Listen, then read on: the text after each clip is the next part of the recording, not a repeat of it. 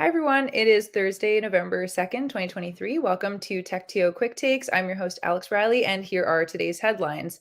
How CentML is benefiting from the AI chip shortage, how AI is now helping solve the housing crisis, and the Hyatt brothers decide to scale another business and make another investment. So joining me to help break all of this down, as usual, is Alex Norman. Hi, Alex. How are you? Great. Can't believe it's November, but I'm doing great. I know, right? I can't even believe it's been October, Halloween. We're starting to be Christmas season. There's Christmas decorations going up in my neighborhood, which is insane. But yeah, I know. Your I'm neighborhood must be more organized than ours. I walked around today, and the Halloween decorations are still up. Some people had these huge, like spiders the size of cars, like inflatables, like, and they're still on the street. I'm like, I'm pretty cool with that.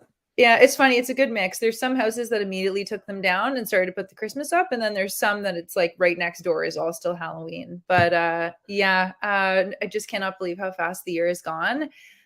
Speaking of which, good to have a little bit more news that we're talking about, as we progress towards the end of the year and obviously looking ahead into 2024. So, first headline I want to get into with you is the CentML news and just how overall they're benefiting from like the AI chip shortage. So I know you'll dive into sort of what that means and the significance of that, but let's start with just what the news is there as a whole. Okay, so I think it was last week, CentML, Toronto-based, announced they raised a 27 million USD extension round. Mm-hmm.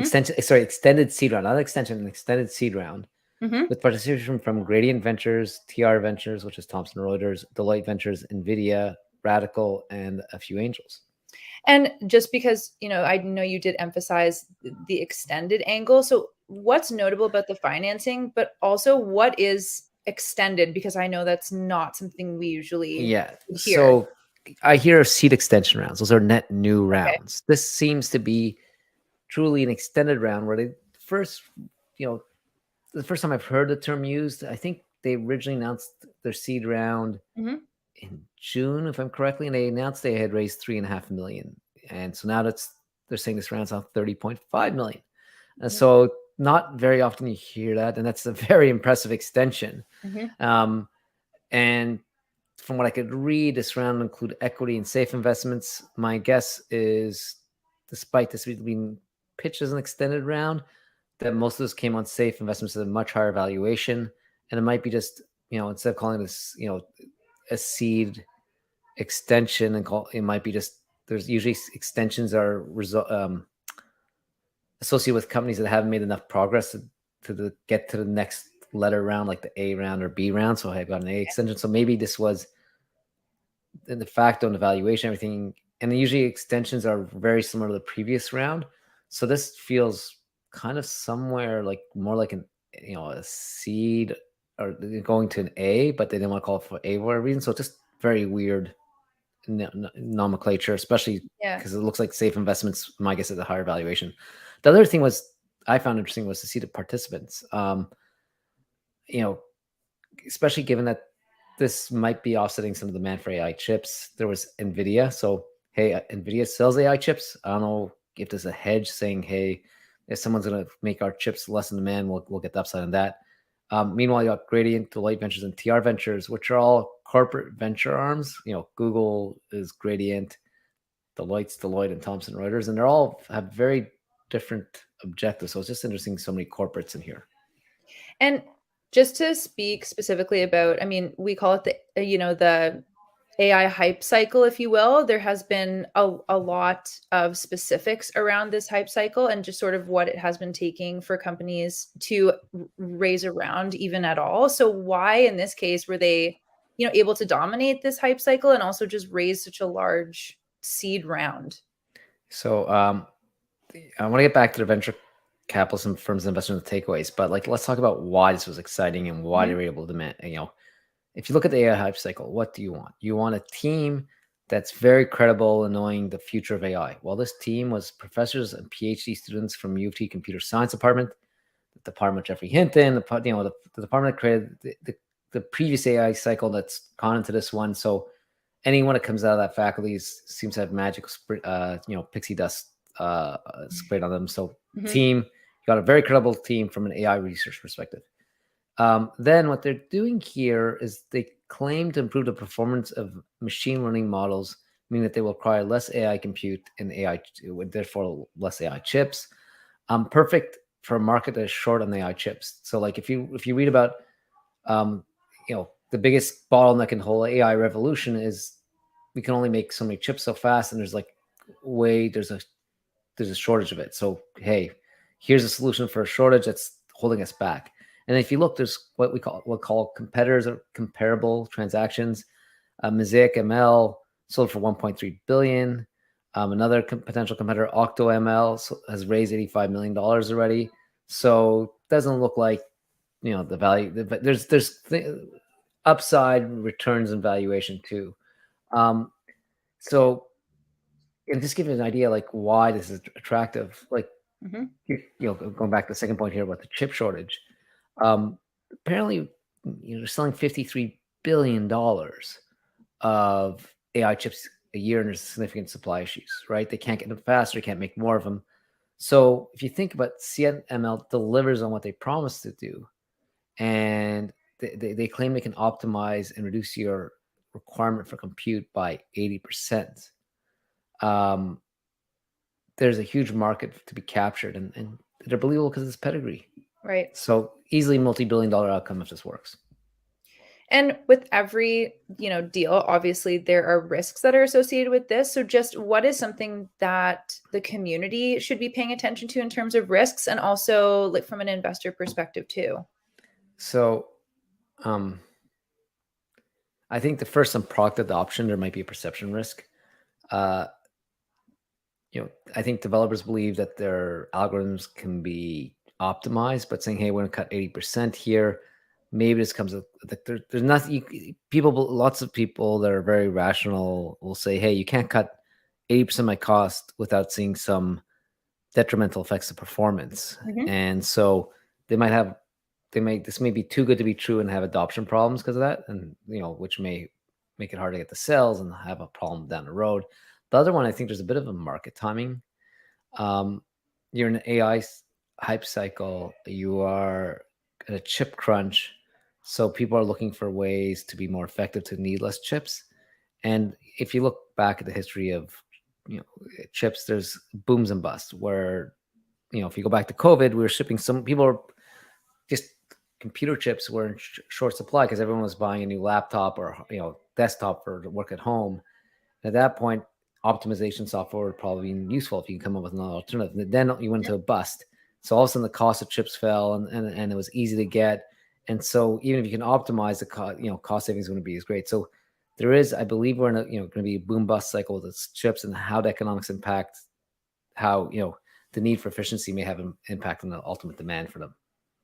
And just, lastly, like, you can keep this one short, but just, do you have any final takeaways for our community around this? Two things. One is the AI hype cycle still has a long way to ride. And I think the second one is look at the venture capitalists around the table. You have a bunch of corporate venture capital arms. So, I think we've mentioned a few times as the slowdown was happening, the corporate venture capital arms seem to be very flush with capital, and they're willing to deploy it. So you should be knocking the doors. I think also what's interesting here is, I don't know what the valuation was, but corporate venture capital arms, depending on their incentives, are sometimes a bit less price sensitive, and they want to be more for strategic reasons or other rationale. And so I think we're going to keep on seeing more CVC participation, and founders would be doing themselves a disservice by not talking to the corporate venture capital arms. Okay. And to keep things rolling on the subject of AI, this headline in particular has really interested me because obviously it's very timely and something that we're talking about, especially in Canada right now around the housing crisis. So it's just related to a specific company that is using AI in a sense, and robotics as well, to help solve, quote unquote, this housing crisis and create more affordable housing. So before we dive into more of those specifics, can you just share high level just what the company is and what the news was around it? Another Toronto-based company, Promise Robotics, announced a $15 million USD round led by Horizon Ventures, participation from Radical Ventures, United Brothers of Carpenters, Relay Ventures, and Elite Partners. And just again, very interesting and niche, but what is Promise Robotics? What do they do? Like what technology are they utilizing So for they're using the combination of AI and robotics to this? Hmm. enable the building industry to automate housings using a flexible approach to automation.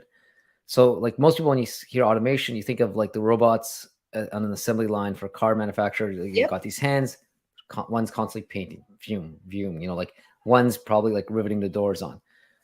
What Yeah. Promise Robotics is saying is, hey, we've got these flexible robotic arms or robots, and it'll be Hmm. trained by smart AI to basically take each bespoke project and find the best way to automate it.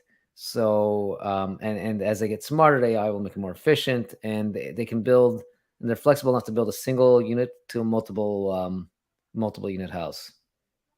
And so just in terms of the like making more sustainable and affordable housing, I guess like how would this contribute or I guess make an impact So in this category specifically? well, let's break it to sustainability, which is Okay. very important, and Yep.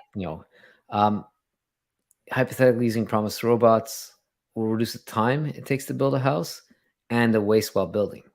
So like because using AI and Mhm. being very precise with a robot, there should be less waste. So right away, reducing waste will make it more sustainable. Now, reducing time also reduces cost because what building being able to build something faster will well, first of all, reducing waste will reduce cost, but also being able to build something faster should reduce the amount of capital required to build a house, which will lower the cost of building. So, like again, like if a house takes 6 months to build, someone's financing, there's an implicit cost of the capital tied up there. If you can do that to 3 months, that you're freeing up cash. Like even the Yep. most basic way, you're not paying interest on that capital. Now, Hmm.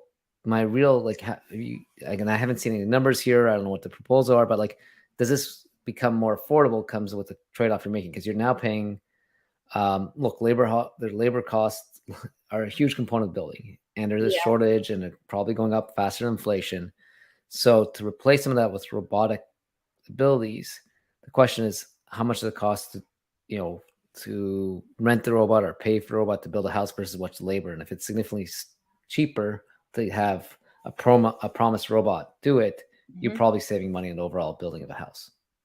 I think this also kind of ties back to what we've been talking about with AI around just the replacement of the human aspect within a lot of these roles and sort of bringing AI or robotics or things like that into it. So I think that would be an interesting point to circle back on just in terms Yeah. of the cost between the two. Is it, more efficient to have like a physical human, but also deal with the labor shortages or the impact of dealing with scheduling with a person versus actually getting that technology instead? Just a quick question to replacing humans. I think there's two Yeah. different costs. There's two different ideas generally. One I think that's just is where it my cost? mind went Yeah, around this. but like, and I'm happy to just get off schedulely questions and say like Mhm. when you come to using any technology to replace humans, I think there's two ways that happens, maybe Yeah. three. One is this cheaper or more efficient? So let's Yep. so that's one. Another is, which I think is unique to this time, is do we do we even have enough humans to do it? And I think in the housing market, you've got what you have here is there's a shortage of skilled labor across North America to even build all the houses that we need. So even if There's also we have too all much the of a demand. capital, there's so much demand we can't Yeah. build them fast enough, right? So I Mhm. think, and I think you're gonna see that, and well, maybe this is one of we had this probably in a takeaway, but like I think there's a growing tailwind for robotics combined with AI because there's a future labor shortage. You go to trucking, you go to lots of more manual, tougher jobs. People haven't trained for them. People don't have the skills. So if you can take AI to make robots more flexible and they can replace humans, they're not replacing humans. They're actually providing service for where they couldn't be now. For replacing humans, that's a whole like when there's ample humans, let's say like writing. Um, yeah, it'll happen, but I think the market there, then it comes to like it's a trade-off between cost and quality and where the best return on investment is for a business. And I think it's a different calculus than like just like I don't think we can build houses quick enough right now. Right. Yeah, we can't. There is not enough supply and way too much demand. But thank you for, I guess, just maybe highlighting a little bit more about that, because it was something that was on my mind too, just regarding the like the human aspect of it. Yeah. So, in terms of just the home building in general, have they built houses already? Where have they been So building from houses? what I've seen, it looks like they've built in the Northwest Territories, Okay. and they're now planning to build, I think, like a plant with a bunch of these robots to build houses in Alberta. Hmm. Um, I find the Northwest Territories fascinating. It's actually a no-brainer that most founders wouldn't think of. Don't know if you know anyone living up north, Hmm. but the cost of everything is significantly more. There's lack of labor, and Hmm. the logistics of getting anything there makes everything so more expensive. Yeah, So difficult. if Yeah. and I'm sure just like everywhere else in North America, there's a shortage of housing. So I guess the best place to train it, where's the most acute problem right now? Probably Northwest Territories. It probably costs 3 times the cost of building a house in Toronto. I made that number up, but even Yeah. if it's twice, the robots don't have to be as efficient, and they can cut their teeth and train AI and still make it valuable in the Northwest Territories as opposed to Alberta. So Yeah. it'll be interesting to see what happens in Alberta. Yeah, I would think where it would be more isolated would probably be Yeah. exactly as you said, a better place to test this. So again, your perspective, obviously this is solving a extremely relevant problem or helping contribute to the solution in a sense. But why else would this be attractive to an investor Well, or anyone that's listening?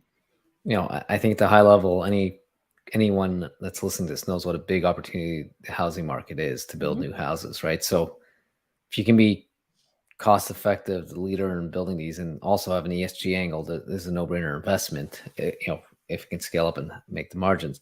The one I found most fascinating from investors, United Brotherhood of Carpenters Investing. Never seen their name on a cap table before, and again, Okay. you'd believe to some extent that these could be. You can argue in the long run is competitive Yep. for carpenters. Probably in the short run, if they can help build houses faster, it probably creates more work for carpenters. So it's just interesting to see that investor at the table. Yeah, yeah, definitely. And we shot out a bunch of takeaways already. I just think from the points we mentioned, but are there any additional ones that you want to highlight for anyone that's listening? Well, I think we're starting to see a new robotics investment wave. Goes back to what I said about AI. So traditional robots, they could automate. They weren't smart and they weren't flexible. So they're built like, get back to that. You car manufacturing, that hand that comes out, uses sensors. Okay, it's time to paint the side of the car door. Now what you're seeing is AI teaches robots how to be responsive to the situation and be more flexible. And the technology of building robots has increased to make it more flexible. So I think you're going to see AI plus robotics combined to see a lot of new startups invest that get funded in the robotics space. And it goes back to also the labor shortage in many industries. So there's a need for them. There's the capability. The why now is there from an economic perspective. The why now is there from a technology perspective. I think we're going to see discuss more and more robotics based companies. I also, going back to what I said about, I love how promises, they found hypothetically geographic area to customer with the biggest pain point that was Yeah. willing to pay the most for it, started there, and then they could get that wedge into the market and probably drive costs down for more competitive markets. It's very smart ideas. Very smart idea. And again, making an impact on something that truly affects everyone. And I think that's also what we found to be Oh, come on, successful with. Riley. I thought you had 7 or 8 houses already, so you don't need any more. Unfortunately, no, that's not the case. I feel like if anything, for my age group and generation, it's become even harder to approach the subject of purchasing a home. And there's a lot of support is needed, obviously, but it's a whole other can of worms to even just talk about the demand and the supply that's even available for the demand. So this one was an interesting one for me. So thanks for diving a little bit more into it. Maybe one day I'll have 7 or 8 houses. That would be great. Well, I guess we'll see. Just last headline on the docket here. So, Hyatt Brothers are scaling a new business. So, just I guess a couple preliminary questions to just kind of start it off. So, just maybe keep it short what the news is, but also explain who the Hyatt Brothers are for those who may not know who they are. Well, you mentioned news. We'll get into the details in a few minutes. Mhm. So the two brothers are Michael and Richard Mhm. Hyatt. Um, I'd say they're two of the most successful Canadian tech entrepreneurs. They previously founded, scaled, and sold Diadem and Blue Cat for a total of more than 800 million combined. Like Blue Cat sold twice, once for 400 million and 700 million. Plus, the second time they owned, I think, all of Blue Cat. The first time it sold, they kept a minority share, and so they made 400 million plus on Blue Cat, and I think Diadem sold for 100 million plus. So two successful outcomes. I think more or less bootstrap both the last two companies, had minimal outside investors. So they know how to start companies and how to scale companies and how to exit companies. Two brothers I'd want on my side. Yeah, I was gonna say, safe to say they pretty much know what they're doing at this Yeah. point and have a pretty successful track record. So, so what? I know it's something a little bit different than we've seen from them in the past. So, what is it that they're working on right now? So instead of starting from scratch, they're trying something different. They're acquiring a majority stake in Data Stealth, the Mississauga cybersecurity company. And a bit of context here. Michael's been an active investor in the ecosystem. So, I'm sure he has tentacles out there. He's probably asked for advice and saw this opportunity. Data Stealth helps large enterprises protect data via product suite that basically is very simple to install. It then analyzes the enterprise data, and then it finds what it believes is sensitive data, and then encrypts it or tokenizes it or masks it. So the most sensitive data. So basically, if there's a cybersecurity breach, someone gets a hold of your data. When they look at the most sensitive ones, it's gobbledygook. It means nothing to them. So it reduces the impact of a cybersecurity issue. Right. And I mean, clearly, them as a pair obviously have a pretty good understanding of where they should be investing or, I guess, contributing their time. So, I guess, why was this attractive to them? Why did they decide to invest in this specifically? So my guess is very simple: the market and the company. Um, Cybersecurity is going to be only more important as time goes on. Our lives are getting digitalized. Yeah. The key, you've heard that data is new oil, and so the protection. But the problem with data, and I don't like the new oil analogy, is it is important to growing your business, and there's a lot of sensitive information, and if that information gets out there, it really impacts the company's reputation. They probably get sued. So, and the trend here is more data stored and more attacks on them. So it's a market that's growing. And I mean, it was And also a go on.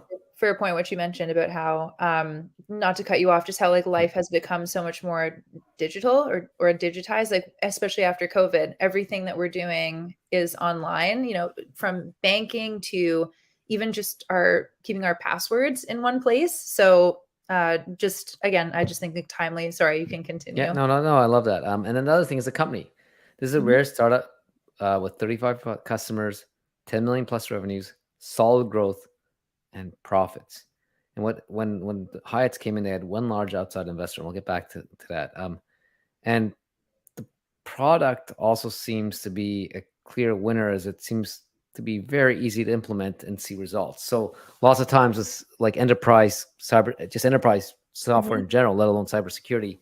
It can take 6, 12, 15 months, and there's a huge implementation process. This seems to be pretty simple to implement. So you got a company that's growing quickly, has a nice base of revenue, is profitable, and has only one outside investor. It was attractive.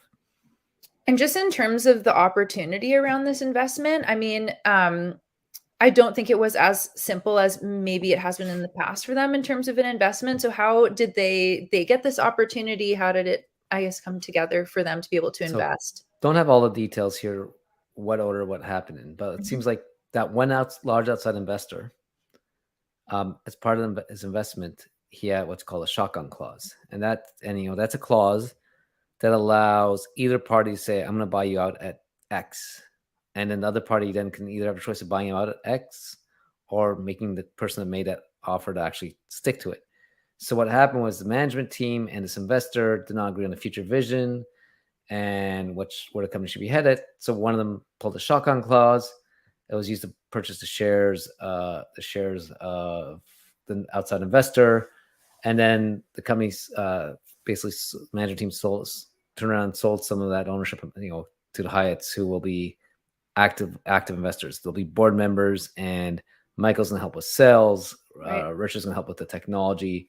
So, it was very interesting to see how this happened. And just lastly, to kind of, sum it all up, obviously we kind of chatted about, our life is only going to become more digital, Yeah. and it already has become so digital. In terms of cybersecurity, it's just going to become more important. So what else besides that makes, any interesting takeaways, or makes this particularly interesting for anyone? Other than that one, I think when founders raise money, they typically focus a lot on valuation and explicit controls. So they say, how much am I selling the company for, what price, and what's that make me worth?